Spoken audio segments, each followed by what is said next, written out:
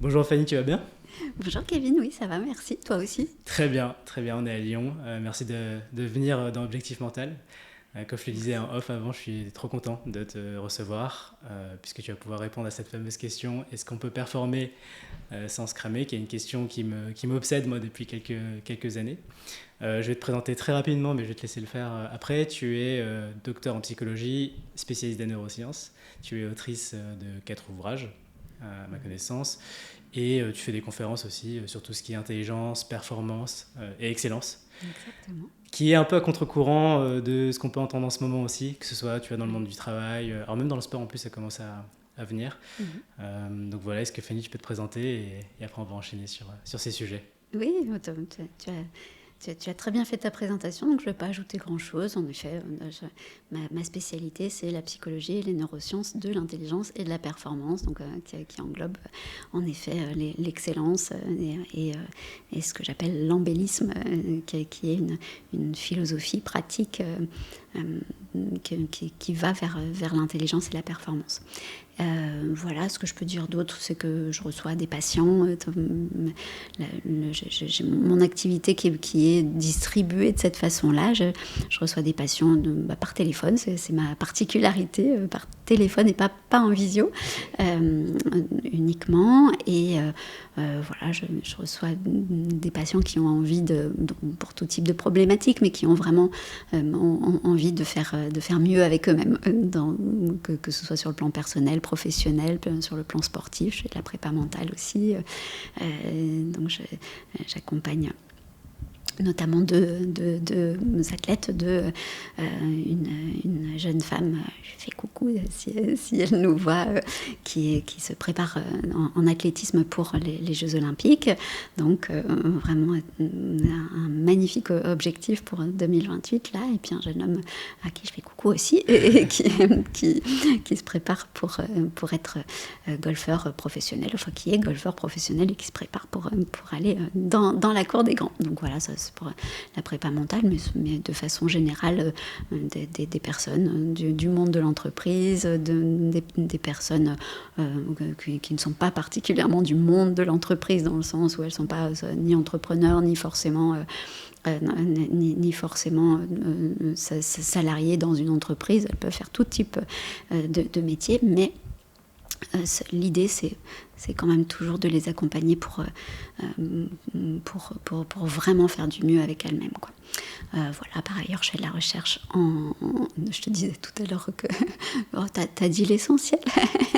Je fais de la recherche en psychologie et neurosciences, de l'intelligence et de la performance toujours. Et donc, je suis chercheur associé à l'Université Lyon 1. Donc, je mets des gens dans l'IRM et je leur fais passer tout type de tests pour voir comment leur cerveau et leur comportement réagit. Et par ailleurs encore, donc en effet, j'écris des livres et je fais des conférences, des formations, principalement en entreprise sur tous ces sujets. Voilà. Pourquoi tu t'es spécialisée sur l'excellence et la performance? Ça vient d'où? C'est toi, de ton expérience personnelle, de cas cliniques Oui, en fait, ça vient de plusieurs choses. D'abord, en fait, j'ai fait une thèse sur l'hypnose et la douleur chronique. Donc pareil, c'était pas de l'IRM, c'était de la tomographie par émission de positons, mais on s'en fiche un peu de la technique, mais en tout cas toujours sur le cerveau des personnes mises en hypnose par rapport à la douleur chronique. Donc on a eu des super résultats et puis c'était vraiment intéressant, mais j'étais jeune évidemment et je me suis rendu compte en fait assez rapidement dans ma pratique de psychologue et de chercheur que ce qui m'intéressait c'était pas tant le domaine du pathologique que du domaine de l'augmentation de l'homme hors pathologie. Et vraiment, ouais, très, très vite j'ai senti ça parce que en fait aussi très vite après ma thèse, je suis devenue un peu madame douleur chronique et hypnose. Donc j'ai eu beaucoup de patients qui sont venus me voir pour la douleur. Et évidemment, c'était chouette. Mais je me disais quand même à côté de ça, je commençais à faire passer des tests j'avais commencé depuis longtemps, mais je faisais passer des tests de QI. Et puis, il y a aussi le plan perso où j'avais mon fils qui était petit, et je commençais à me préoccuper énormément pour ses capacités cognitives, pour ses capacités aussi dans la performance dans le sport, parce qu'aujourd'hui il est joueur de tennis. Et voilà, et donc déjà il avait des aptitudes assez étonnantes pour son âge.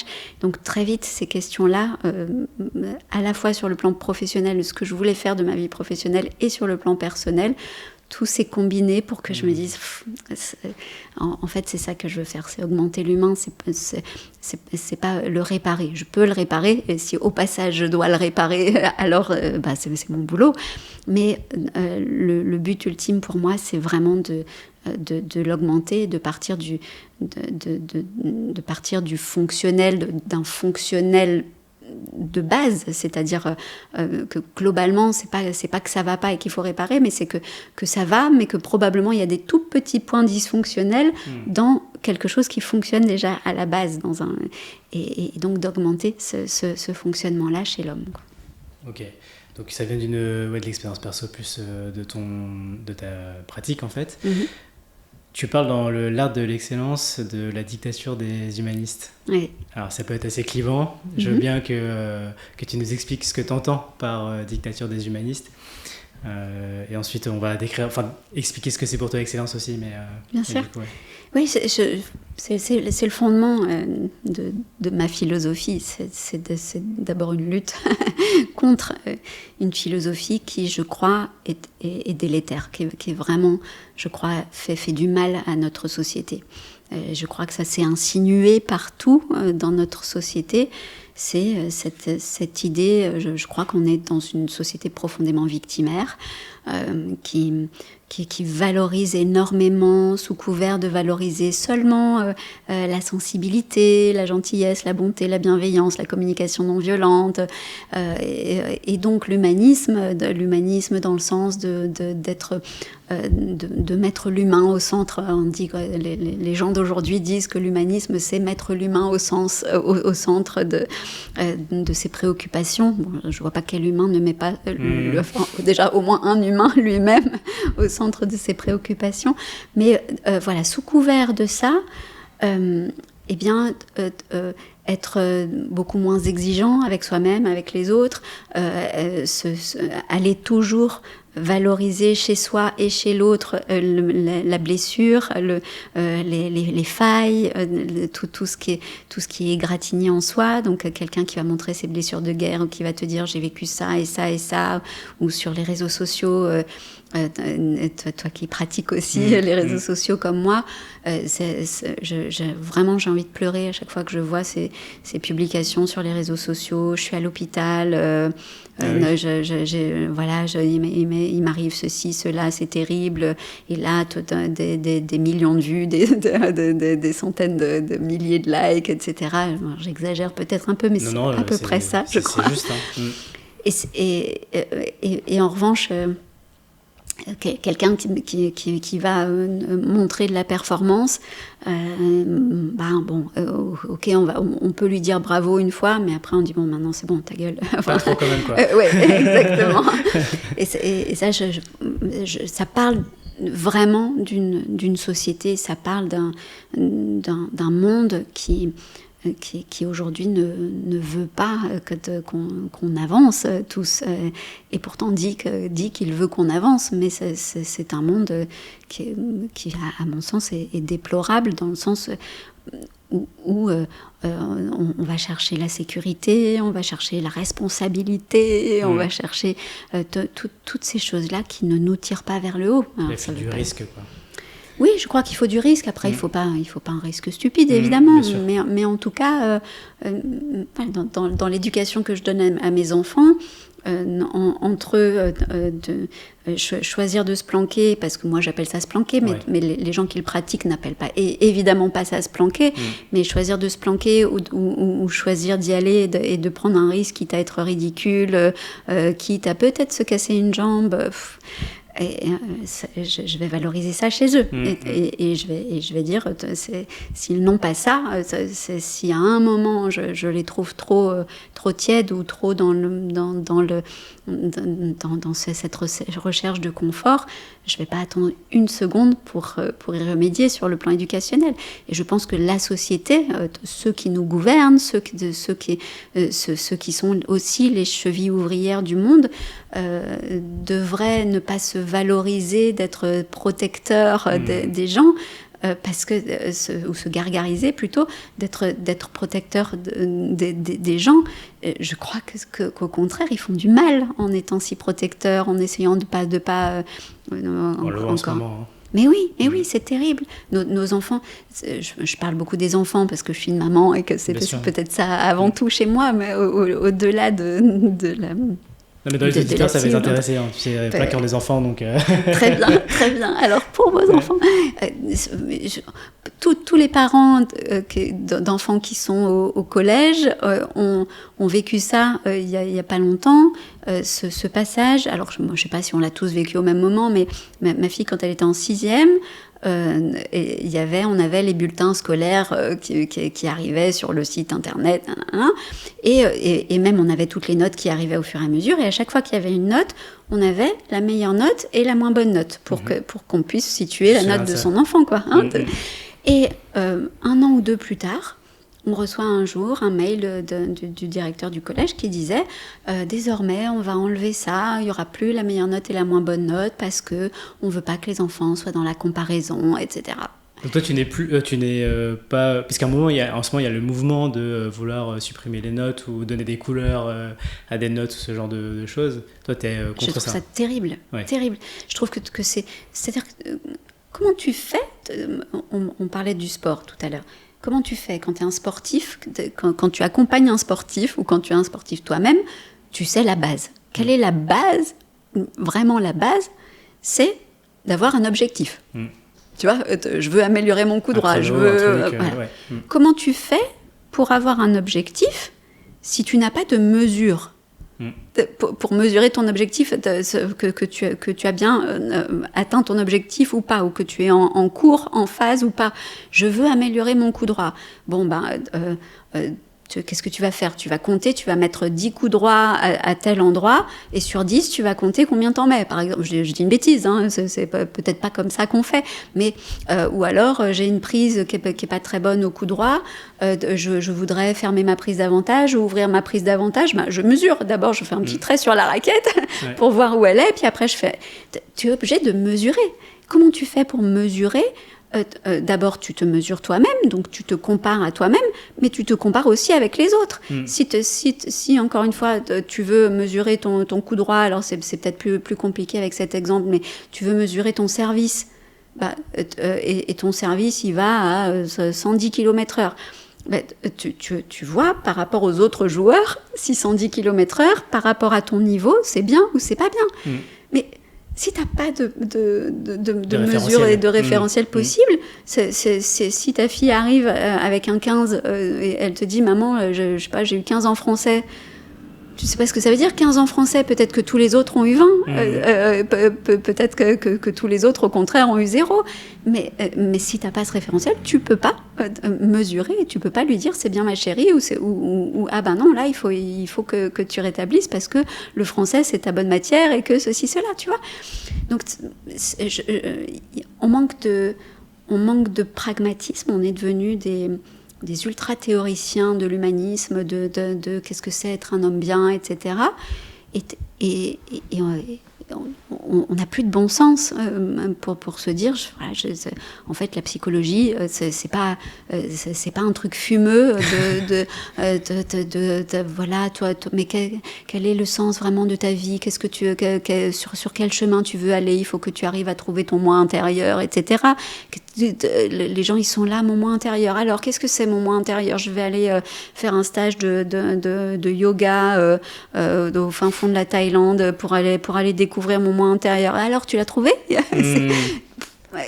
Tu vois, c'est un truc qui me parle. Moi, là, j'ai 34 ans, donc je suis en génération pile de tout mon réseau est en train de se poser des questions de quête, de sens, tout plaquer pour aller faire autre chose. Et pour certaines personnes, c'est peut-être très bien, tu vois. Oui, je crois aussi. Mais peut-être qu'on en fait aussi parfois un peu trop, avec cette chose de fuir en fait finalement une forme de performance et de se dire allez, j'abandonne quelque part. Tu vois, et je vais me relâcher et entre guillemets plus rien faire. Donc là-dessus, je suis assez partagé là-dessus. Mais tu penses que ça vient d'où en fait fondamentalement? Parce que dans ma génération, j'ai l'impression qu'il y a eu un basculement, peut-être entre celle d'avant et la prochaine, sur cette. Et je le vois dans l'éducation des enfants maintenant.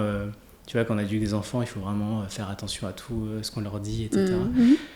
Tu penses que ça vient d'où, ces origines? T'as une idée? Je pense que tu as raison. Ta génération, donc toi tu es un Y. Ouais, c'est ça. Et ta génération, c'est celle qui nous a fait passer. Donc moi je suis X, donc la génération d'avant. Et nous les X, on ne se posait pas la question de pourquoi on faisait les choses. On les faisait, c'est tout. Et même les boomers avant nous, la même façon. On est vraiment cette génération qui faisait parce qu'il fallait faire. Et ça avait plein de bons côtés et ça avait plein de mauvais côtés. Mais le mauvais côté principal, c'est la perte de sens. C'est qu'il y avait pas... On faisait pas parce qu'on voulait construire sa vie de telle et telle façon, parce qu'on avait telle philosophie, etc.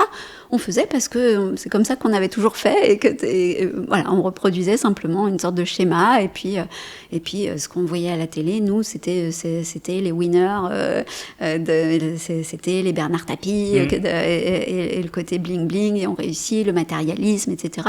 Et voilà, c'était notre culture, on allait là.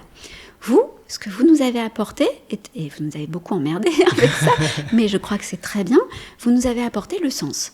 De dire, ok, mais pourquoi je ferais ça pourquoi je devrais me lever tous les matins à 6 heures pour être à 8 heures au travail, pour métro boulot dodo, le fameux truc de métro boulot dodo, pourquoi je ferais ça? Et vous l'appelez... Je trouve ça super joli. Je ne sais pas qui a inventé ce terme, mais je trouve ça très juste. La rat race. Vous dites, voilà. C'est le hamster. Exactement, le hamster dans sa roue. Et pourquoi je ferais ça? Et donc, vous luttez contre la rat race. Et ça, c'est très bien. En revanche, là où vous êtes perdu, et vous nous avez perdus, je pense, vous avez enfoncé le clou de l'humanisme, c'est que vous n'avez pas rendu palpable ce sens. C'est un truc un peu éthéré comme ça. Je cherche du sens. Mais c'est un mot. C'est pas. Il n'y a pas une vraie philosophie que vous avez construite derrière. Vous, évidemment, pas toi. Hein, non, mais j'ai mais ouais, j'incarne la génération de manière générale. Voilà, très bien. J'incarne la mienne, t'incarnes la tienne. On aurait dû faire venir un Z, peut-être que. Donc, voilà. Le sens, qu'est-ce que c'est? Et c'est ça que je m'attelle à construire. Je suis pas la seule, évidemment, mais qu'est-ce que c'est? Maintenant, ok, on veut plus de cette rat race, on veut plus non plus de ce truc un peu de ce nouveau New Age qui est là. Je vais à la recherche de moi-même. Le matérialisme, c'est pas bien. Je suis complètement minimaliste. Bon, ça, je crois que c'est de la petite philosophie à dessous et qu'au bout du compte, tous les jeunes, tous les Y donc de ta génération, eh bien, ils arrivent au bout du compte à vouloir se marier, avoir des enfants, avoir la petite maison et les machins. Je rigole parce que c'est vrai. Mais oui, tout à fait. Tu vois, on a des fondamentaux. Et tu cherches quand même le confort à un moment. Mais évidemment, une forme de confort, je veux dire. C'est ça, et surtout qu'en fait, pourquoi tu le cherches? Parce que philosophiquement, si tu te poses la question de quoi a besoin un être humain pour être rempli et pour être plus grand, plus beau, plus fort, ce que Nietzsche appelle la volonté de puissance, pour s'accomplir en tant qu'humain, de quoi il a besoin? Il a besoin, c'est tout con, professionnellement, il a besoin de performer. S'il ne performe pas, il n'est pas bien, il n'est pas heureux. Donc on te dit que la performance mène au malheur, mais en fait, donc ça va être notre grande question. En fait, je crois que c'est de ne pas performer, de ne pas être dans la performance qui mène au malheur et à quelqu'un qui n'est pas bien dans ses baskets et qui va prendre 20 kilos sur toute sa carrière parce qu'il est stressé, parce qu'il n'a pas accompli grand-chose, et parce que personne n'a posé son regard sur lui à un moment en disant « Waouh, ce que tu as fait, c'est pas mal du tout, c'est vraiment bien ». Donc, il a besoin de ça. Et sur le plan personnel, il a besoin d'un tissu social, il a besoin d'appartenance, et il a besoin d'une cellule, d'un clan, que ce soit un clan familial ou autre, mais je pense qu'on n'a rien inventé de mieux en réalité que la famille, et de transmettre à des enfants, d'avoir ce truc-là. Et tous les gens qui n'ont pas d'enfants, qui arrivent à mon âge et qui n'ont pas d'enfants, ils te disent pas tous qu'ils sont malheureux, pas du tout. Mais en tout cas, c'est une question qui est toujours là. Et ils te disent, ben ouais, mais quand même, je suis pas malheureux, ma vie est super, etc. Parce que en effet, ils ont raison, on n'est pas obligé non plus d'avoir des enfants pour être heureux. Mais quand même, c'est une question qu'ils ont toujours en eux, et il y a quand même cette faille de dire, moi, j'ai pas ça. Je me construis autrement, etc. Mais j'ai pas ça. J'ai pas cette transmission directe, et je vois pas, il n'y a pas un petit être que je façonne et à qui j'ai donné mes gènes et qui va lui à son tour transmettre mes gènes et que je peux façonner exactement à mon image. Mais aujourd'hui, on ne peut plus dire ça, façonner un enfant à son image. Mais comment Tu veux façonner ton enfant à ton image, mais ce n'est pas un être libre. Donc, bon, pardon, c'est une digression. Non, mais tu as raison. Et en fait, j'ai une technique, c'est pas une technique, mais j'ai une façon de procéder où je me projette toujours dans 50 ans, où tu es sur mon lit de mort. Et tu te poses des questions, tu te dis qu'est-ce que j'ai accompli, tu vois. Mais oui. Et je pense que c'est une des questions où tu te dis, si tu as eu des enfants, enfin un ou des enfants, tu as au moins accompli tu vois, la transmission, et cette transmission, je pense, arrive à l'épanouissement aussi à un moment, comme la performance. Mais de ce que je comprends dans ce que tu as dit sur les besoins d'un homme avec un grand H, c'est finalement la réalisation aussi de soi qui est en haut de la pyramide, la fameuse pyramide de Maslow. Pourquoi on essaye aussi en ce moment, un peu pas de la supprimer, mais de la mettre de côté. On dit non, t'as pas besoin d'avoir des objectifs, des ambitions personnelles. Si déjà t'es toi-même, c'est super. C'est largement suffisant. Je crois qu'on est dans un moment où c'est la masse, la horde qui a pris le pouvoir. Et c'est terrible, je sais que c'est très clivant ce que je dis, et je sais que ça va pas plaire à beaucoup de personnes, mais c'est vraiment ce que je pense. Je pense qu'on est vraiment dicté par... nos comportements sont jugés et dictés par une horde, vraiment, pour moi, c'est une horde, une masse qui est informe, puisqu'elle ne se reconnaît pas forcément elle-même là-dedans, qui veut nous infliger une philosophie qui est celle tu ne seras pas meilleur que moi, je ne suis pas bon, je ne fais pas les choses pour être dans l'excellence, dans l'exigence envers moi-même, dans la performance, dans rendre notre société vraiment meilleure. Je suis dans du conservatisme, je suis dans essayer de garder ce que j'ai, de prendre plus à la vie. Tu sais, quand les gens, aujourd'hui, quand tu dis... pourquoi vous voulez être à la retraite si tôt, ou pourquoi c'est trop tard pour vous, l'âge de la retraite à 65 ans, ou pourquoi c'est trop tard? Parce que je veux quand même pouvoir profiter de ma retraite. Qu'est-ce que ça veut dire profiter, tu vois? C'est marrant. Cette idée de profiter. Comme les débuts de ta vie commencent à 70 ans, quoi. Oui, c'est ça. C'est un peu l'idée qu'il y a derrière. Exactement. Tu n'as pas profité avant. Et pourquoi profiter, c'est-à-dire tu n'es pas là pour donner, tu es là pour profiter. Oui, d'accord, oui, je comprends. Mais ce que tu dis est juste. Déjà, pourquoi tu ne l'as pas fait avant? Comment tu n'as pas organisé ta vie pour qu'à 65 ans ou 60 ans, tu veuilles profiter? Ça veut dire que tu as été mauvais dans ta vie si tu n'as pas pu profiter. C'est triste. Voilà. Donc après, on va dire, ah bah oui, mais il y a des gens qui n'ont pas eu de chance, etc. Oui, bien sûr, il y a des gens qui n'ont pas de chance, mais il y a aussi des gens qui n'ont pas de chance et qui arrivent quand même à créer une vie à partir de pas de chance pour...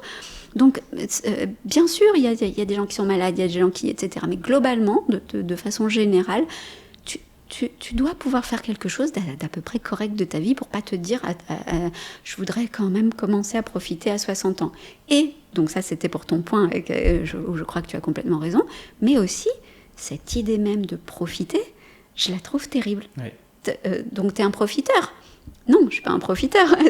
Je ne suis pas un profiteur.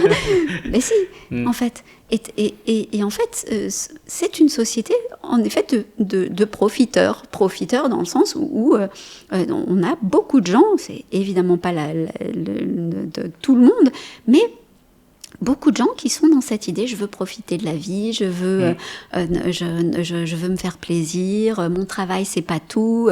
Ça c'est vous aussi les Grecs qui avez apporté ça, qui avez apporté ce truc de la qualité de vie.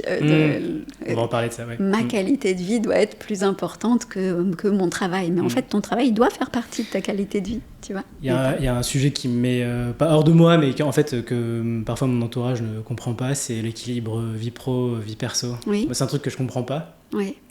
Parce que pour moi, le pro, c'est ton perso. Enfin, c'est toi, en fait. Et tu vois, par exemple, alors moi, je vais parler des startups et j'en parle souvent, les auditeurs maintenant sont habitués, mais on ne comprenait pas que je puisse travailler autant. Tu vois, je travaillais parfois de 8h à minuit, ça m'arrivait, régulièrement, mais parce que je le voulais, je l'avais décidé, et parce que j'apprenais, et parce que on était dans une expérience assez dingue, et donc on avançait très vite, et c'était génial, tu vois, de vivre ça, quoi. Mais de l'extérieur, on me disait, mais tu es esclave, en fait, de ton travail, tu te fais exploiter, tu profites pas de ta vie, tu vois. Et je comprends pas, en fait, ce truc-là, cette séparation, je la comprends pas, quoi. Vraiment, j'ai du mal à saisir, parce que pour moi, si tu aimes vraiment ce que tu fais, il n'y a pas vraiment de débat à avoir là-dessus. C'est comme s'il y a un artiste, tu vois, qui fait de la musique tout le temps, qui est finalement devenu son métier. Tu lui dis, il faut que tu te mettes des heures de musique, tu vois. Oui, alors je pense que tu as complètement raison, et je suis évidemment alignée avec ce que tu dis.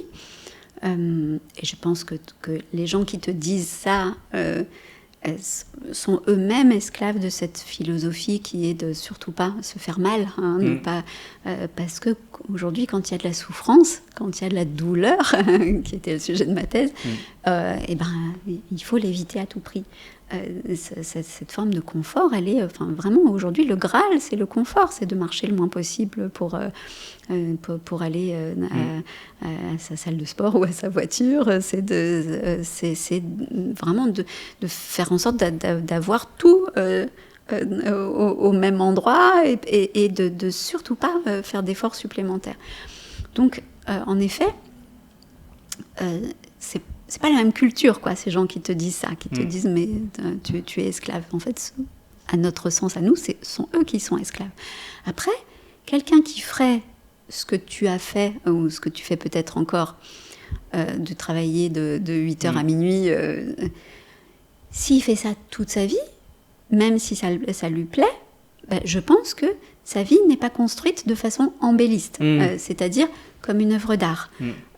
Ça veut dire qu'il y a quand même quelque chose qui manque. Si toute ta vie, tu travailles de 8h à minuit, tu ne fais que ça, et qu'en effet, jamais tu prends le temps de développer des relations amicales, des relations familiales, des moments...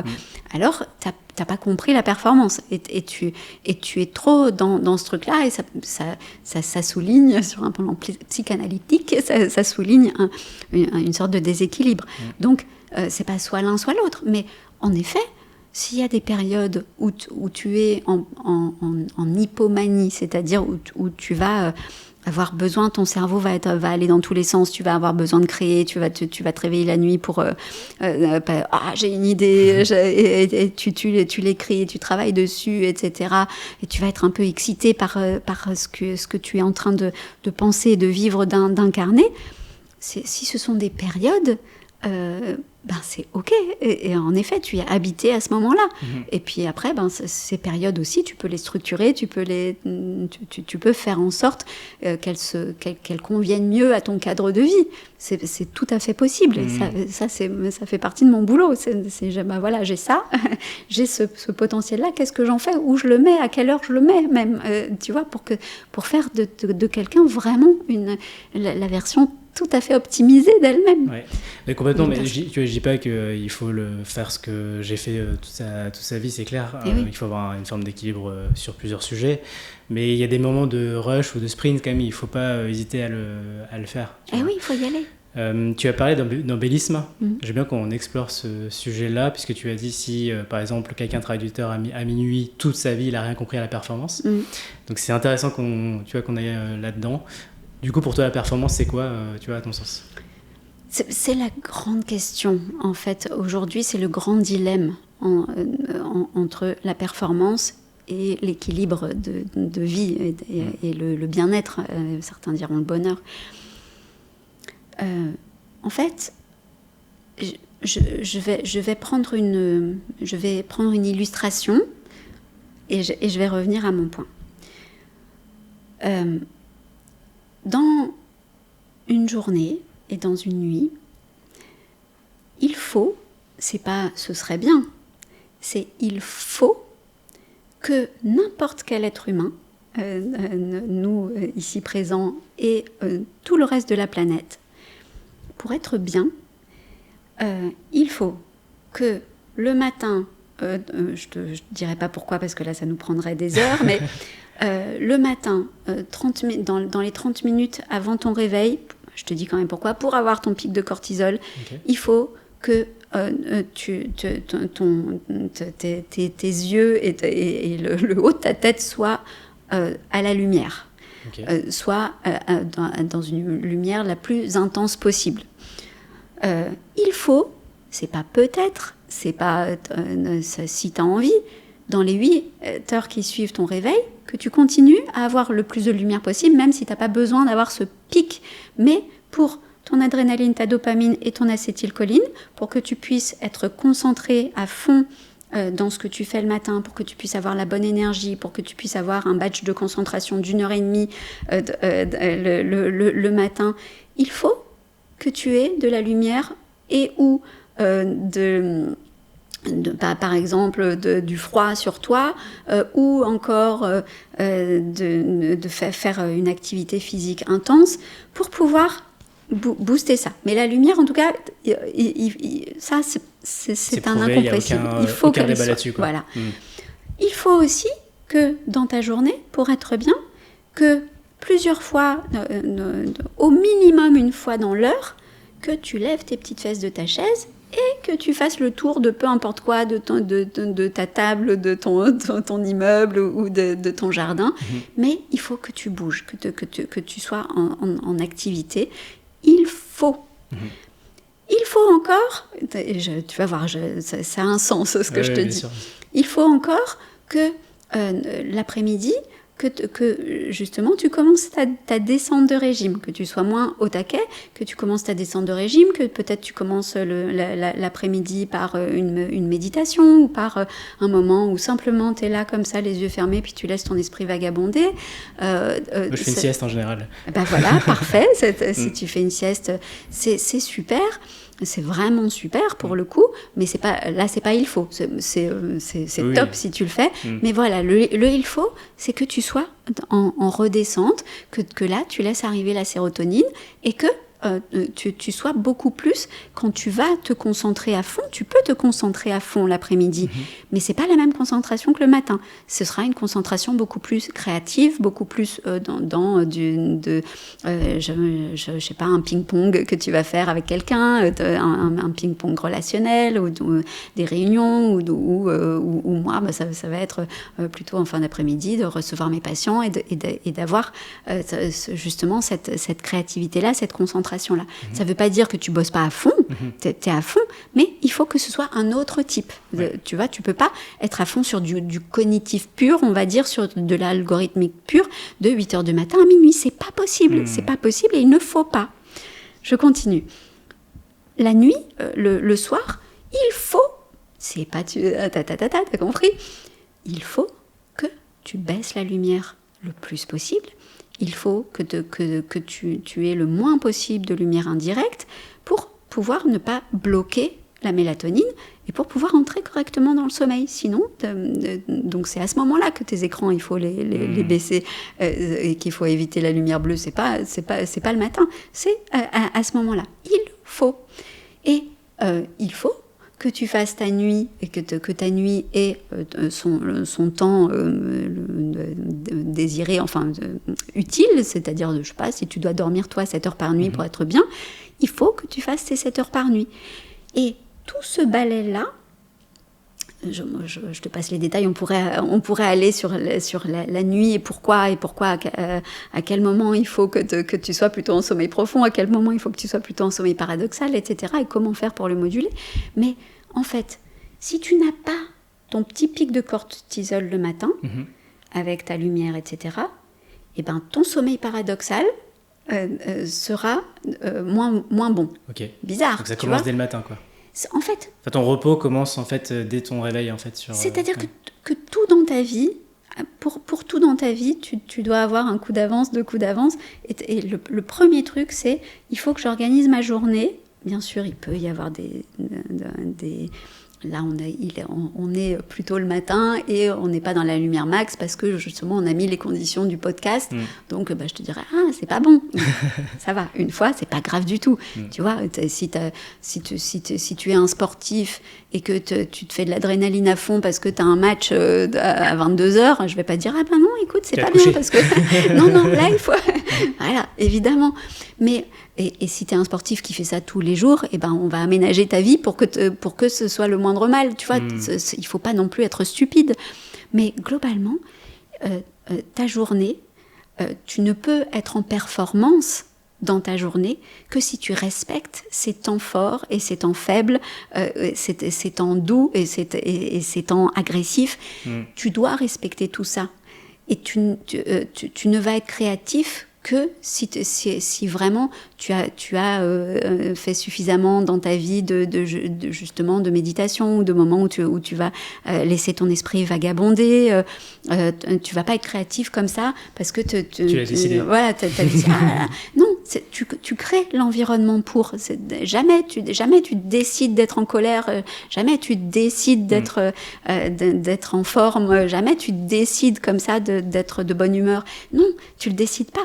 Tu mets toutes les conditions qu'il faut pour que ça t'amène à être quelqu'un de performant et être en colère quand il faut être en colère, être créatif quand il faut être créatif, etc.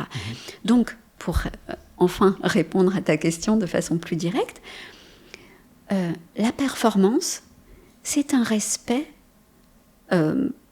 exigeant de tous ces rythmes de vie et de tout ce qu'il faut pour aller vers la performance. Et tout ce qu'il faut pour aller vers la performance, ce sont des temps forts, mais aussi des temps de repos. Et ça, c'est tous les jours.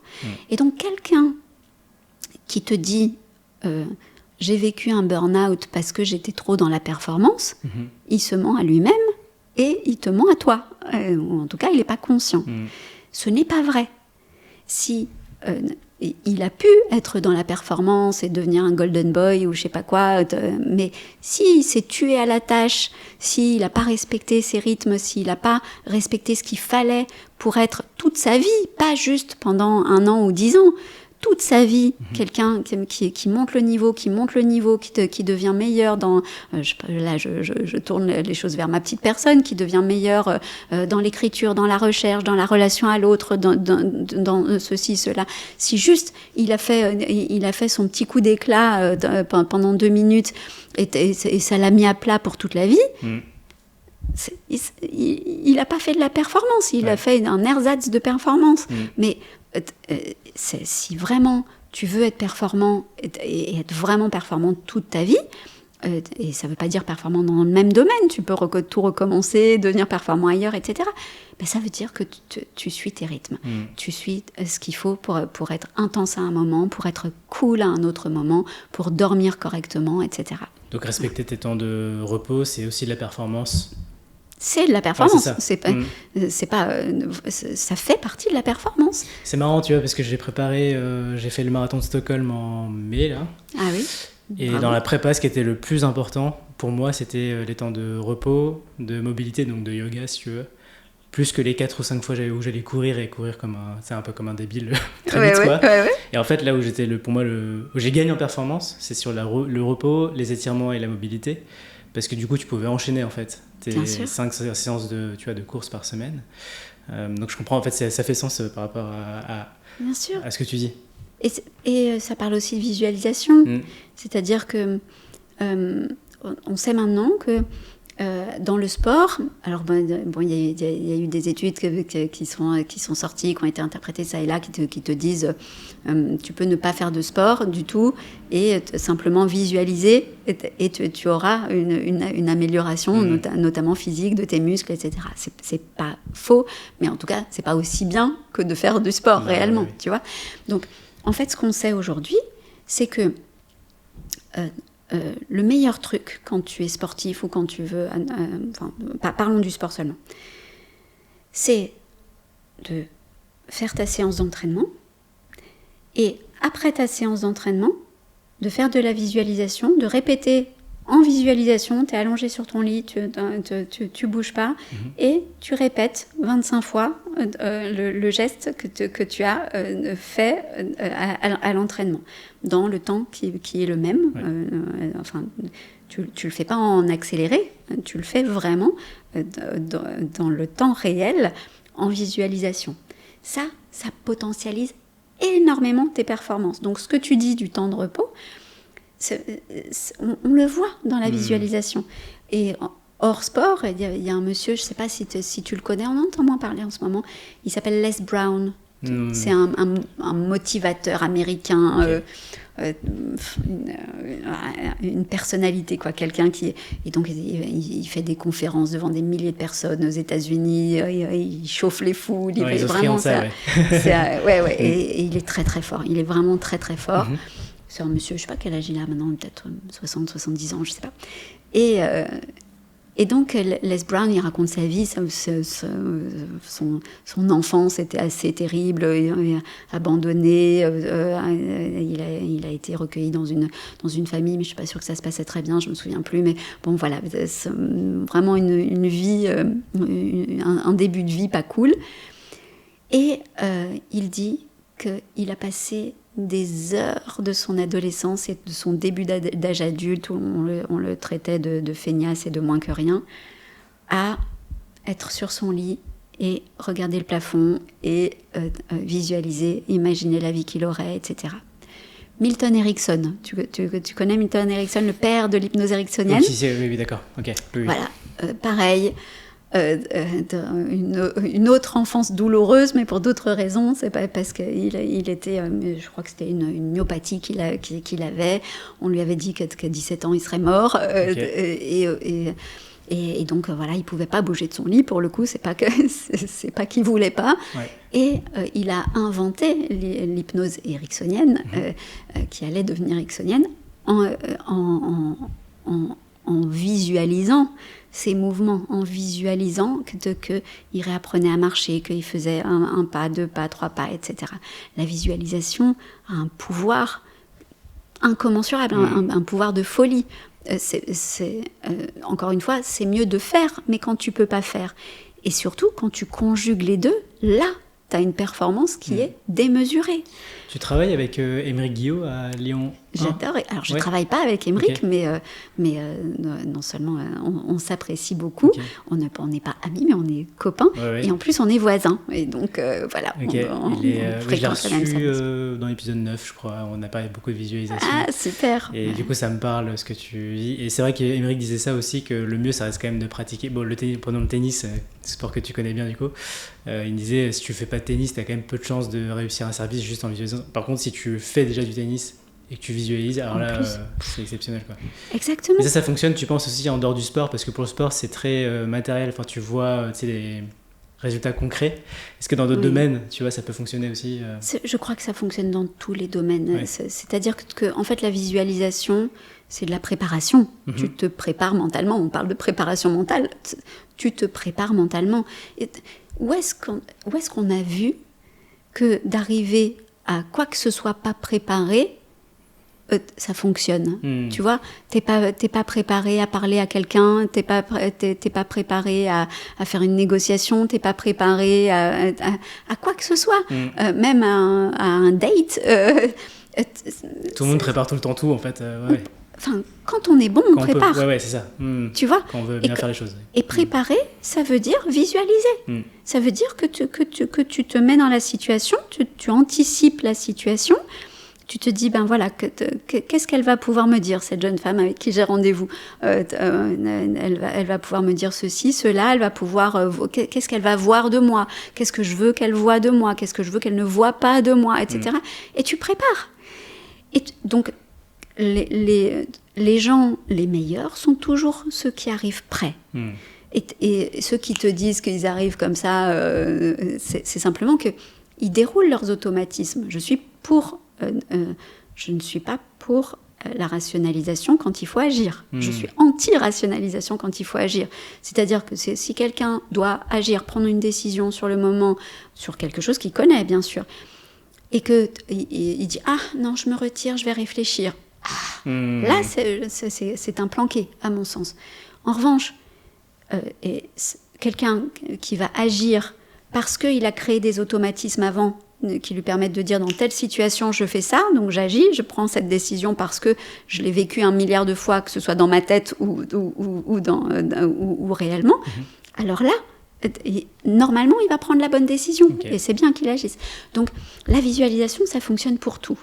Et pour revenir à notre sujet initial qui était est-ce que la performance c'est de la fatigue, est-ce que c'est se pousser trop, la visualisation, tu peux pas la faire quand tu es en train d'agir et d'être en plein... C'est clair. Donc, la visualisation, c'est un temps faible. Un temps faible, pas dans le sens, pour moi, il est très fort, mais c'est un temps doux, c'est un temps de créativité, c'est un temps où tu es cool et où tu te retires du monde. Et cette visualisation, il faut la faire tous les jours, et plein de fois par jour. Donc, c'est pas une seule fois, si tu le fais une fois... par an, c'est pas... Ça sert à rien, c'est mieux que rien. Mais au bout du compte, la visualisation, c'est tout le temps. C'est sentir ce que tu veux, sentir ton objectif. Il faut que tu arrives à l'incarner. Pour l'incarner, il faut que tu... Voilà, il faut que tu entraînes ton esprit, ton mental. Et ça, c'est du temps doux. Et dans ta journée, bien sûr, j'ai dit qu'il y a les gros blocs 8 heures après ton réveil, etc. Mais dans les 8 heures après ton réveil, il y a plein de temps doux quand même, avant ton réveil, pardon. Il y a plein de temps où tu vas être au taquet pendant 1h30, et puis après, tu vas te prendre un quart d'heure où tu vas redescendre, où tu vas aller te faire justement ta petite marche tranquille, où tu vas être plus cool. Donc, je parlais, tu vois, je te parlais des phases caméra que je faisais, j'en ai fait un sur la discipline. Ouais. Donc en fait, toi, dans la discipline, tu rentres aussi ces moments bien sûr. de la doisiveté, entre guillemets, bien sûr. qui n'en sont pas, en fait, puisque tu fais quelque chose, tu vois, de ça. différent, on va dire. C'est pas de l'oisiveté, exactement. Ça fait partie du package de la performance. Tu peux pas faire autrement. Donc quelqu'un qui te dit burn-out, surmenage, performance, c'est aller à l'encontre de soi-même et tout. C'est l'inverse. Il a rien compris à la performance. Si tu es performant, c'est un vrai performant et un performant qui dure, ce qui est quand même ce qu'on veut tous. Ouais. C'est durer. On n'a pas envie d'être performant pendant 1 an et puis après d'être à ramasser à la petite cuillère, tu vois. C'est une question que je voulais te poser, comment on fait pour être performant sur toute sa vie, mais en fait tu as répondu avec ça. C'est cette autodiscipline, en effet. Ouais. Sur l'excellence, je l'ai posé en off et je l'ai demandé en live. Ouais. Est-ce que tu penses que l'excellence est réservée à une élite, alors que ce soit sportive, dans le monde de l'entreprise ou tout type de domaine, ou l'excellence, on peut l'appliquer, en fait, tout le monde peut l'appliquer tout le temps? Enfin, là, je ne peux pas l'appliquer, la chercher plutôt, c'est différent. Ouais, la chercher et l'appliquer, tout le monde peut l'appliquer tout le temps.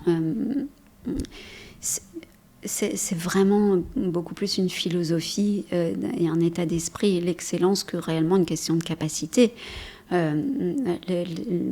le monde vraiment, il n'existe personne sur Terre, à moins d'être né sans cerveau, ultra handicapé de tout. Il n'existe personne sur Terre qui n'ait pas des capacités dans un domaine. Ça ne veut pas dire que ce soit les meilleures capacités du monde, mais en tout cas, qui n'ait pas des capacités un peu meilleures que celles de son voisin. Ça n'existe pas. Donc toi, il y a forcément des capacités que tu as qui sont extraordinairement meilleures que moi, et inversement.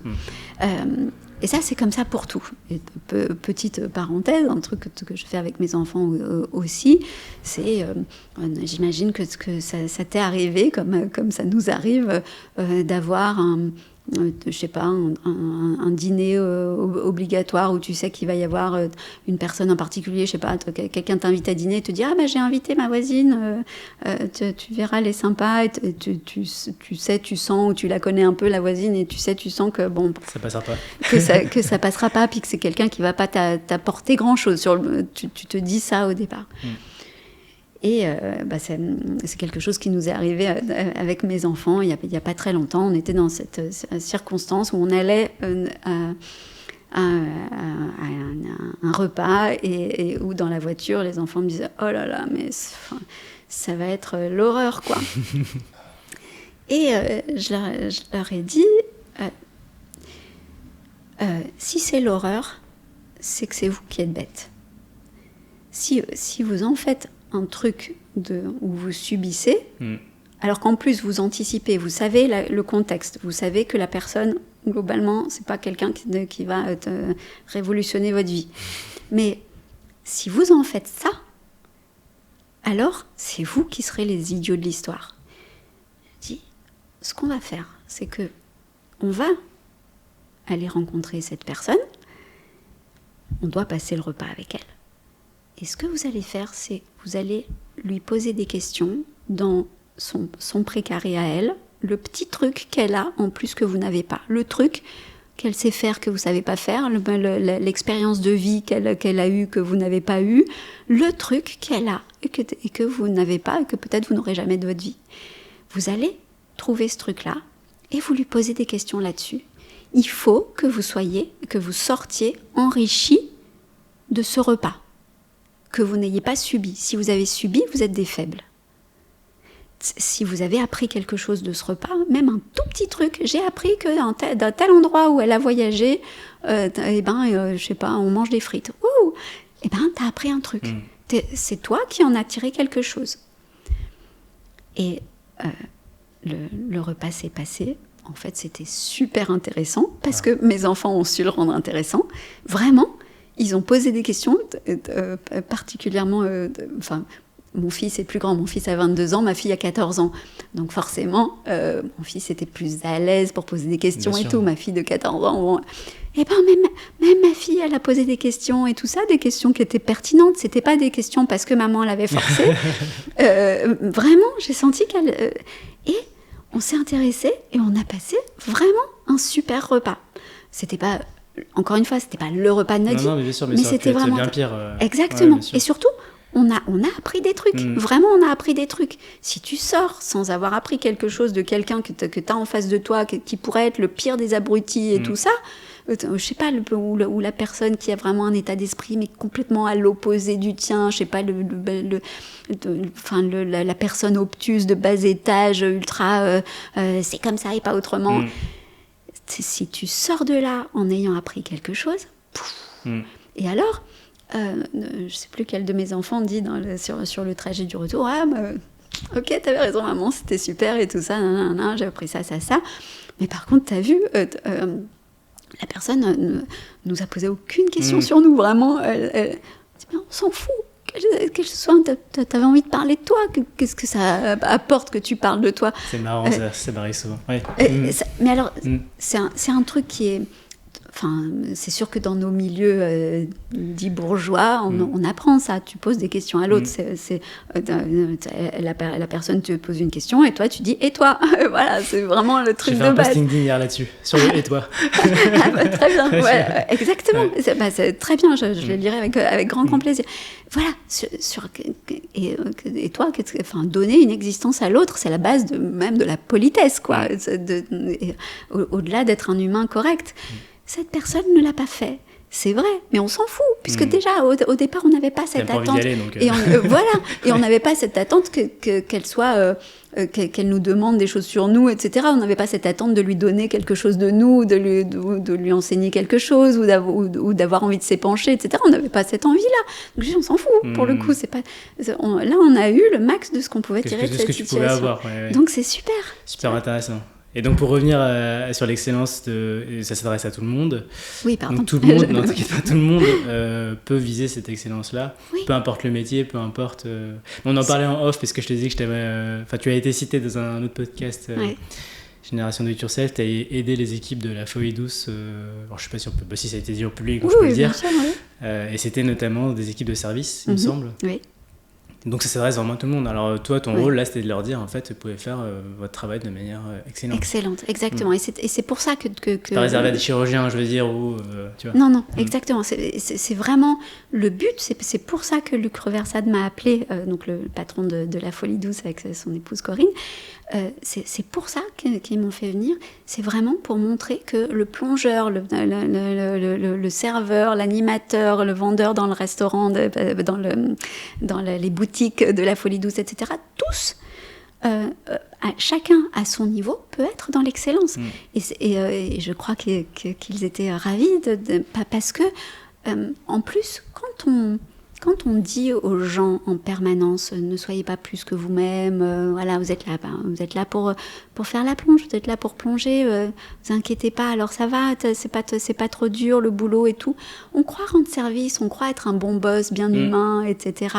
Mais en réalité, les gens sont mais 1000 fois plus ravis, contents quand on est exigeant avec eux, parce que être exigeant avec quelqu'un, ça veut dire qu'on lui fait confiance, qu'on sait qu'il a quelque chose dans les tripes et qu'il peut donner quelque chose. C'est considérer quelqu'un, en fait. Mais oui, si je te dis non, mais t'inquiète, vraiment, t'as donné le mieux que tu pouvais et tout ça, c'est pas grave. Ah ouais, c'est vrai, c'est ça le mieux que je pouvais. Ah ok, d'accord, c'est bien, c'est rassurant, t'es gentil avec moi, mais voilà. Et en gros, le message de la société, en général, c'est ça. T'inquiète, t'es arrivé, tu vois, je suis arrivée à notre rendez-vous avec 6 ou 7 minutes de retard, je crois. J'aime pas ça, je t'ai demandé pardon et tu as gentiment accepté mes excuses, mais la plupart du temps, c'est plutôt l'inverse, c'est-à-dire quelqu'un qui va te dire dis donc, t'es arrivé à 11h07, on avait dit 11h, et la personne qui te répond ça va, 11h07, c'est quand même pas j'ai quand même pas fait le truc horrible, quoi. Tu m'aurais dit je serais arrivé avec une demi-heure de retard, je veux bien, mais là 11h07, ça va. Tu vois, aujourd'hui c'est ça l'état d'esprit ambiant.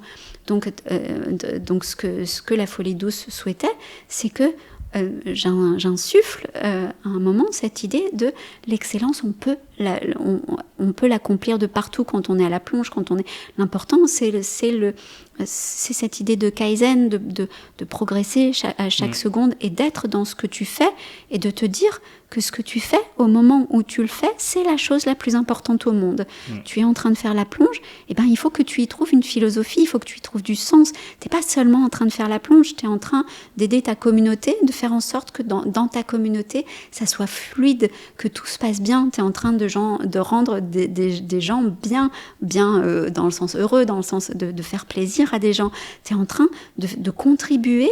S'il n'y avait pas toi à la plonge, si le truc ne tournerait pas, ou en tout cas pas aussi bien, ça n'irait pas. Tu es en train de faire quelque chose qui sert à l'humanité, tu es en train de donner quelque chose à l'humanité, et ça te rend plus grand. Et ça te rend d'autant plus grand que tu es en train de faire un truc que tu vas répéter tous les jours pendant des mois, parce que quand tu es saisonnier, tu fais ça tous les jours pendant des mois, et pendant les 2 services, tu vas faire ça tous les jours, et tous les jours tu vas prendre une assiette, tu vas la récupérer, je sais pas ce qu'on veut, tu vas la mettre dans l'eau avec du machin, tac, et tu vas repasser au même endroit. Tous les jours, tu vas faire ce truc-là. Mais soit tu décides, comme avec mes enfants et cette personne qu'on a rencontrée, Soit tu décides que tu vas passer un mauvais moment, que ce que tu fais c'est vraiment dénigré, que c'est pas cher payé pour ou qu'au contraire tu fais un boulot de merde par rapport à ce que tu pourrais faire, etc. Et dans ce cas-là, tu vas toi-même vivre une expérience qui va pas te nourrir de l'intérieur, etc. Soit tu décides d'y donner du sens, d'en faire une philosophie, et une vraie philosophie du concret, pas un truc je vais faire du yoga à l'autre bout du monde, mais vraiment une philosophie du concret, et tu te dis cette expérience, ça tient à moi d'en faire de la merde ou d'en faire un truc extraordinaire. Je vais en faire un truc extraordinaire. Je vais être le philosophe de la plonge. Et tous les jours, cette assiette, tous les jours, je vais la laver mieux. Ou tous les jours, mon geste va être plus fluide. Parce que je vais en faire quelque chose de vraiment un rouage incroyable. Je vais être le meilleur plongeur de tous les temps.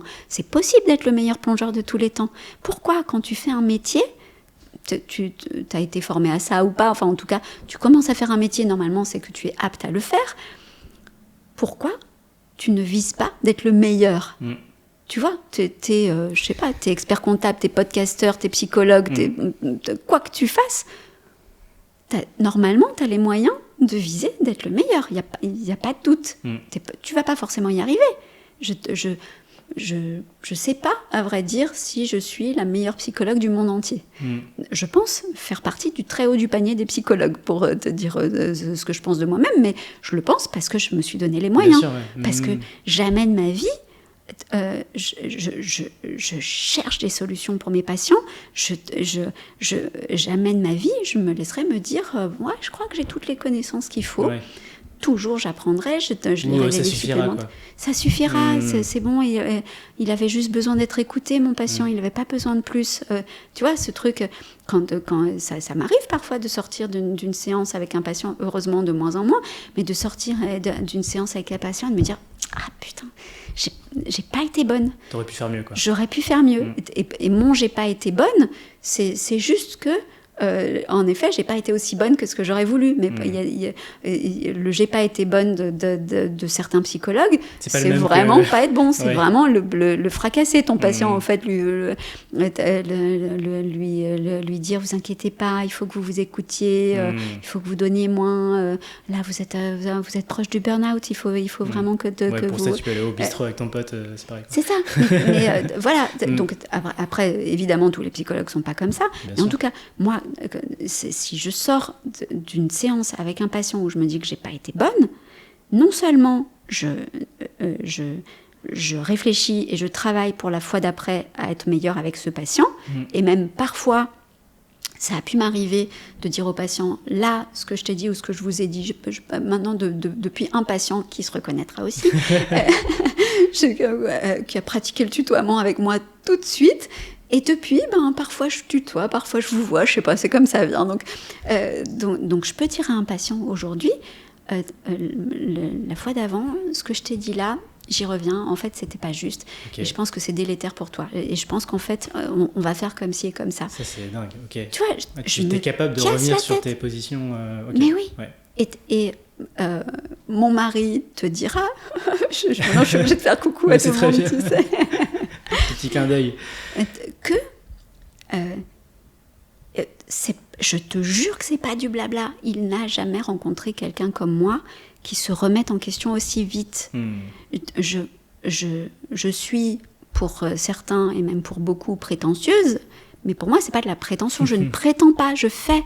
Et réellement, si je vois que j'ai un défaut, d'abord je la double, je dis ouais, ça c'est un truc en moi que je veux changer, un truc dans ma façon de faire, dans ma façon d'être, et je fais tout ce qu'il faut pour le changer très rapidement. Et mon mari me dit que c'est une qualité qu'il ne voit chez personne, enfin, ou en tout cas chez peu de monde. Chez peu de personnes, ouais. Donc voilà, après on peut dire que je suis imbuvable, tu vois, on peut dire, là, quand tu vois cette personne, tu dis, putain, elle se prend au sérieux, quoi.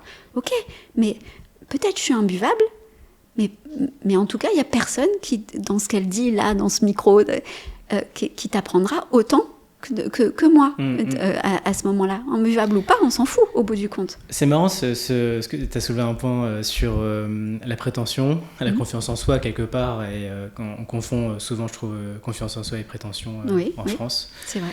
Et tu vois, tu as des sports, alors, c'est toujours le sport qui vient en tête, mais même des entrepreneurs qui vont afficher des objectifs avant même de commencer. Ils vont dire, je sais pas, je prends un Mbappé au foot, il va dire je vais être champion du monde, je vais être ballon d'or, je vais être le meilleur dans tout. Des tennisman aussi, il y en a plein qui l'ont dit. Oui, c'est vrai. C'est Djokovic qui a débarqué, qui a dit je vais battre Nadal et Federer, Ouais. les deux, tu vois, il l'a fait au final.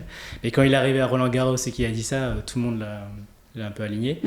Pareil pour les entrepreneurs qui viennent et qui vont dire je vais créer je sais pas, la plus grande boîte dans ça. Qu'est-ce que tu penses de ça, d'afficher ses ambitions publiquement? Parce que quelque part, ça peut te motiver aussi. Je pense qu'il y a des avantages et des inconvénients. Ouais. Je suis pas sûre que ce soit l'idéal. Pour plusieurs raisons. D'abord, pour la dopamine. En fait, le truc, c'est que quand tu dis à quelqu'un je vais être numéro 1 mondial, je vais être numéro 1 mondial, je vais écrire un livre, je vais faire ceci ou cela. En fait, quand le retour que tu as, le retour des gens immédiat, même s'ils pensent que t'es prétentieux, c'est de te dire waouh, ben bravo, super, si tu as cet objectif-là, c'est topissime. Et donc ce retour peut faire baisser ta dopamine. Parce qu'en fait, rien que ce retour-là peut faire que dans ton cerveau, tu as l'impression d'y être presque arrivé, puisque les gens te disent ah ouais, super, c'est bien, etc. Donc, du coup, peut-être que ça peut enlever ta motivation. Manifestement, pour Djokovic, pour Mbappé, pour... comment il s'appelait Zlatan, tu te souviens? Oui. Bon, bah, alors lui, c'était le maître là-dedans, quoi. Ouais, vraiment. Il parlait tout le temps. Ah ouais, vraiment. Bon, il n'a pas tout fait, d'ailleurs, de ce qu'il disait, mais en tout cas, voilà, ça fonctionne quand même pas mal pour ceux-là. Mais aussi... comment dire, je suis pas sûre que ce soit nécessaire. Okay. Parce qu'au niveau de la communication, c'est-à-dire que tu te dises à toi-même, je veux être le meilleur, je veux être la meilleure. Moi, je te dis là que je veux être la meilleure, mais c'est pour servir la cause. Oui, bien sûr. Mais en soi, je vais pas dire tous les jours aux gens autour de moi, je veux être la meilleure, je veux atteindre tel niveau, mon objectif c'est ça, etc. Je crois qu'au niveau communication, tu te tires plutôt une balle dans le pied qu'autre chose. Parce que justement les gens te perçoivent mal, c'est pas nécessaire forcément de dire ça. Alors, j'ai dîné avec une amie hier où justement on se disait l'une à l'autre quel était l'objectif, quel était le coup d'après, qu'est-ce qu'on voulait faire. Mais là c'est parce que c'était dans une... on se l'est demandé, tout ça. Mais de l'annoncer comme ça, voilà, je suis pas sûre que ça serve. Mais après, je trouve que de toute façon l'ambition elle est très louable et que tu le dises ou pas, cette ambition, il faut même que tu l'aies. Donc qu'un Djokovic, un Mbappé ou un Zlatan nous annonce la couleur, ils servent quand même d'exemple puisqu'on parle d'eux et qu'on se dit ah ouais, c'était ça l'ambition. Celui qui va te dire mais non, je comprends pas pourquoi je suis arrivée là, parce que vraiment je l'imaginais pas une seconde, je pensais pas. Alors bien sûr il y a plein de trucs que tu accomplis dans ta vie, tu pensais pas que tu étais capable de l'accomplir, mais de là à vraiment dire que tu arrives à cette performance là et tu dis je croyais pas que j'allais y arriver. Non. C'est que tu le visais quand même quelque part. Tu peux pas... Soit tu es vraiment inconscient, que tu as un inconscient très fort, mais oui, tu l'as visualisé auparavant, tu l'as créé. Localement, ponctuellement, ça peut arriver qu'il t'arrive un truc que tu n'avais pas du tout imaginé, mais sur une vie ou sur une performance telle que celle dont on a parlé, c'est pas possible.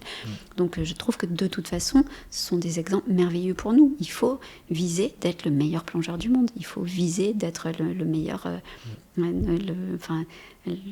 celui qui est comme disait la chanson de Goldman, qui changeait la vie, quoi. Tu dois t'es sur Terre pour être dans la communauté humaine, pour apporter quelque chose aux autres humains. Et c'est ça qui doit être la fête. T'es pas sur Terre pour en profiter. Pour moi, en tout cas, l'embellisme, c'est ça. L'embellisme, c'est faire de sa vie une œuvre d'art.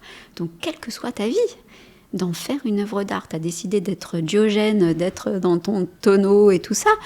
t'en fais une œuvre d'art. T'es le meilleur dans ton tonneau, t'es le meilleur, t'es le meilleur clochard qui soit. T'es celui qui va le mieux éprouver ta vie de clochard, qui va en faire une philosophie. Tu vois, il faut que... c'est fou, je trouve, ces gens qui te parlent de bienveillance, d'amour de l'autre en permanence, et qui en fait ne pensent qu'à profiter de la vie, qu'à aller prendre du plaisir avec les copains, puis à être gentil avec les autres, parce que justement ils veulent pas leur faire du mal, ou ils veulent pas ne jamais chercher à tirer le meilleur de l'autre, à tirer dans le sens pour lui-même comme pour toi, quoi. Je trouve ça horrible. Et le mot bienveillance a été mal interprété aussi, peut-être. On pense que c'est être gentil, mais c'est pas qu'être gentil. Quelque part. J'avais lu un livre, Radical Candor, de Kim Scott. Je sais pas si si en français, c'est En toute franchise. Elle était chez Google, une des boss de Google, numéro 3, je pense, et qui écrit un livre là-dessus sur la bienveillance, le feedback qu'on fait à ses collaborateurs, en fait, d'être très direct et de dire ce qui est bien, ce qui est pas bien, comment progresser. Et en fait, la bienveillance en France, et en tout cas, moi, de ce que j'ai vu dans l'entreprise, bienveillance, c'est vraiment arrondir les angles, être gentil et ne pas froisser l'autre, quoi. C'est du marketing. Mais ça fait avancer personne. Non, exactement. C'est être doux, etc. Moi, si je suis bienveillante envers toi, je vais pas si je veux dire que tu as, à mon sens, tu as un défaut, une faille ou quelque chose à travailler, et c'est le cas avec mes patients, parce qu'ils me contactent pour ça, pour qu'on travaille un défaut, une faille, quelque chose à travailler, ou quelque chose qui peuvent améliorer. Jamais, si mes patients pouvaient parler, ils te le diraient, jamais je suis là en train de dire vraiment t'es une pauvre merde, hein. Tu vois, je vais pas l'inverse être bienveillant dans ma définition, ça veut dire pouvoir dire à quelqu'un qu'il a un vrai problème à tel endroit et que dans son accomplissement, dans l'accomplissement de son œuvre d'art personnelle, ça peut être un frein. Et je peux lui dire, par exemple, je sens que t'es en faux self, que t'es pas vrai quand tu dis les choses. Je trouve que ça manque de vérité, ça manque d'authenticité dans ta manière de t'exprimer, etc. Je pourrais dire un truc comme ça, c'est dur à entendre, mais je vais pas lui dire ça de façon abrupte, méchante. Oui. Donc, c'est pas parce que je choisis la bienveillance dans sa vraie définition, qui est je vais soulever les problèmes avec quelqu'un, je vais lui dire si je trouve qu'il a un défaut, et même pas seulement avec mes patients, avec des gens au quotidien, si je pense que c'est utile, que j'ai le droit de l'ouvrir à ce moment-là, que la personne même me donne une sorte d'autorisation pour dire voilà comment je fais pour m'améliorer ou je sais pas quoi, ou quand quelqu'un vient sur mes plates-bandes et j'ai l'impression qu'il faut que je réponde, et là dans ce cas-là je réponds de façon salée, je choisis la manière dont je communique. À un moment, je vais utiliser le couteau, et je vais l'utiliser comme ça. Je vais l'utiliser de manière très agressive parce que quelqu'un m'a agressé et je pense que c'est lui faire du bien aussi et être généreuse aussi que de lui répondre avec agressivité parce qu'il le mérite et parce que ça le fera beaucoup plus progresser que si je lui dis c'est quand même pas gentil ce que tu me dis, etc. Ou si j'essaye de dire c'est ton ressenti, communication non violente, c'est ton ressenti, ça n'est pas le mien. Je crois que c'est très égoïste de faire ça. Tu te protèges toi-même de lui donner ta violence parce qu'il vient de te faire violence, et aussi pour lui faire sentir qu'il n'a pas intérêt à recommencer avec quelqu'un d'autre parce qu'il peut se reprendre cette violence sur le coin de la figure. C'est de la bienveillance, c'est de la générosité. Et ça, encore une fois, si à un moment je dois dire quelque chose comme ça à quelqu'un, mais que je peux le faire de façon douce, je le ferai de façon douce. Ça ne veut pas dire qu'il faut ne pas être bienveillant sous cette forme-là. Oui. Ça ne veut pas dire être quelqu'un de pourri, quoi.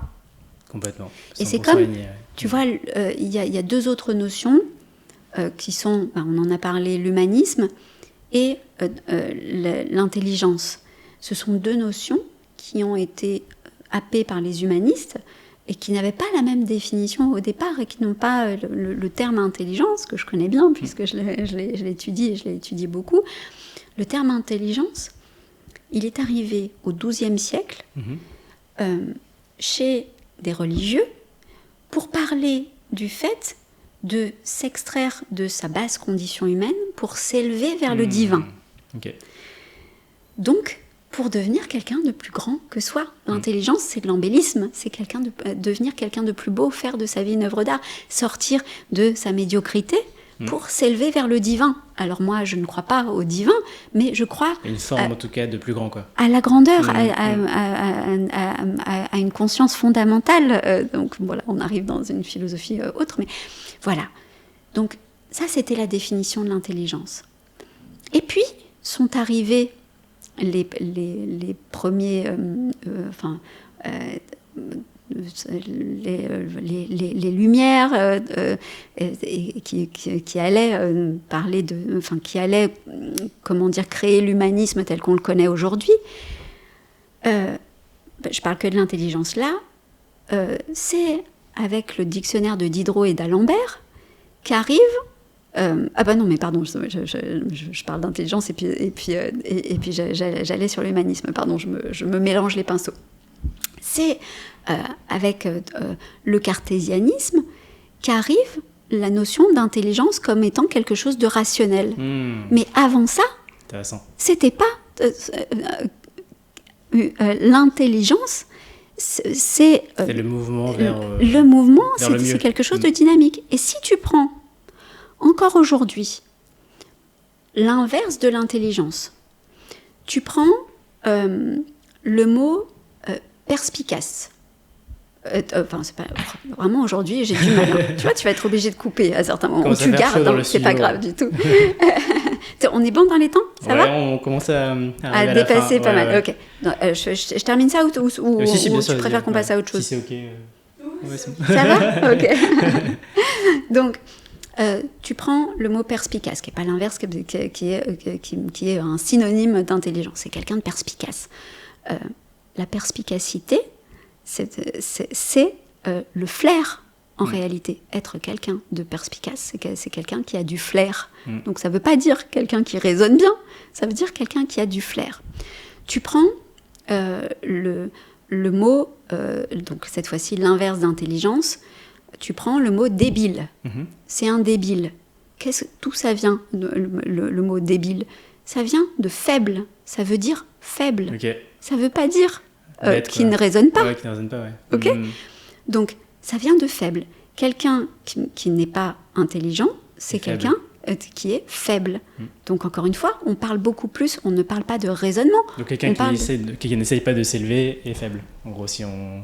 Exactement. Ouais. Et c'est comme ça pour tout. Con, ça vient de kunus, qui est le fourreau, et après c'est devenu le con de la femme. Mais le fourreau, c'est quelque chose de passif. C'est quelque chose dans lequel on met quelque chose d'actif. Quelqu'un qui est con, c'est quelqu'un qui est passif, qui est faible.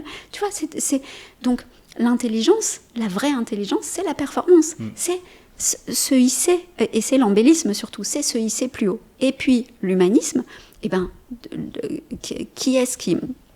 l'humanisme est parti de quoi? C'est parti plutôt de la Renaissance. À la Renaissance, qu'est-ce qu'on voulait faire? On voulait faire... Pourquoi? Pourquoi? C'est arrivé, il n'y a pas de pourquoi, mais qu'est-ce qu'on a voulu faire à la Renaissance? On a voulu extraire encore les gens des années. Alors maintenant on sait que c'était plus si horrible le Moyen Âge, que c'était pas qu'on n'était pas les pieds dans la glaise comme on l'imaginait autrefois, mais quand même on voulait sortir encore une fois de cette basse condition humaine et élever l'humain. La Renaissance, c'était ça, c'était les arts, c'était la philosophie, c'était tout ça, et faire ces humanités. En fait, le terme d'humanisme au départ, il vient de faire ses humanités. Faire ses humanités, c'était redonner sa dignité à l'homme par l'élévation dans les arts, la philosophie, etc. C'était pas juste penser faire du bien à l'homme et vouloir que l'homme soit au centre de ses préoccupations. C'était pas ça l'humanisme. L'humanisme, c'était le rendre plus grand, plus beau, plus fort. Donc l'embellisme, c'est ça. L'embellisme, c'est aller contre l'humanisme actuel, bien sûr, contre cette idée de faut pas se faire mal, quoi. Et c'est faire de sa vie une œuvre d'art. Donc ça veut dire que c'est pas seulement sur un plan, c'est pas seulement devenir le meilleur sportif de tous les temps, c'est faire ça et à côté avoir une vie personnelle qui soit riche, qui soit grande. C'est vraiment faire de sa vie une œuvre d'art, faire du beau. L'embellisme, c'est vouloir faire du beau dans tout. C'est aussi vouloir mettre du beau autour de soi. Si tu t'entoures de moche, tu seras moche dans ta tête. Tu vois, c'est à tous les niveaux de l'excellence, à tous les niveaux, travailler pour faire de la haute couture. C'est beau. Merci. Pour terminer l'épisode, j'ai une question en général. De quoi rêves-tu maintenant, toi personnellement ? De quoi je rêve maintenant ? Pour la suite. Peut-être que, tu vois, ça va pas être ultra ambitieux, mais en même temps, tout ce qu'il y a derrière est très ambitieux. Ce dont je rêve maintenant, pour moi-même, c'est d'avoir une liberté totale. Donc une liberté financière, une liberté en tant que professionnelle, en tant que maman, en tant qu'amie, qu'amoureuse, etc. D'avoir une liberté totale, donc de configurer ma vie pour pouvoir faire vraiment à tous les moments de ma vie ce que je veux. Et ce que je veux, évidemment, ça ne veut pas dire manger des cochonneries, ne pas avoir de lumière, etc. Tu vois, ce que je veux dans les règles de l'art, bien sûr. Donc ça, c'est ce que je veux pour moi-même. Donc j'ai des étapes, que je ne vais pas te donner, mais des étapes pour atteindre cette liberté totale. Et pour ce que je veux donner à l'humanité, c'est, pour le coup, seulement continuer mon œuvre d'art. J'ai proposé la philocognition, j'ai écrit sur la philocognition, sur l'embellisme. J'ai encore, je crois... Je dois avoir 5 livres que j'ai pas commencé. Hein. Donc il y en a un, on s'est serré la main déjà avec. Je sais pas si je peux dire, parce qu'on s'est juste serré la main, mais avec mon éditrice de base. Le message est passé. Voilà. Donc je vais écrire ce livre-là bientôt. Qui sortira je ne sais pas quand, puisque je n'ai pas commencé à l'écrire, mais et puis il y en a 4 autres derrière, dont un roman que je voudrais écrire, et toujours avec cette idée de c'est pas juste pour m'amuser, ou c'est pas juste pour ma profession. Je veux qu'on m'aime ou qu'on m'aime pas, je veux marquer mon temps grâce, pas juste parce que j'ai fait ceci ou cela, mais parce que j'ai apporté ma pierre à l'édifice humain, quoi. Voilà. On peut terminer là-dessus. Merci Fanny, c'était génial. Merci, j'ai trouvé que c'était génial, merci. À super. Bientôt. Salut.